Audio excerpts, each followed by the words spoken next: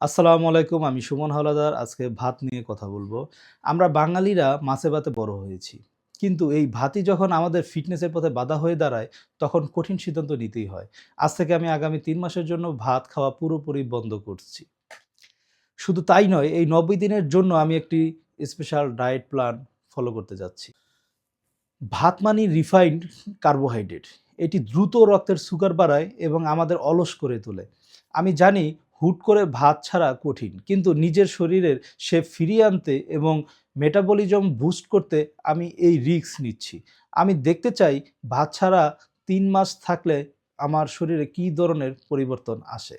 আগামী ৩ মাসে আমাদের ডায়েটে কি থাকছে? ভাতের বিকল্পে সবজি, প্রোটিন যা থাকবে ডিম, মুরগির বুকের মাংস এবং ফাইবার প্রচুর পরিমাণে সবুজ শাকসবজি এবং সালাদ। আমরা এই পুরো জার্নিতে আমি কি খাচ্ছি প্রতিদিনের আপডেট আপনাদের সাথে শেয়ার করব।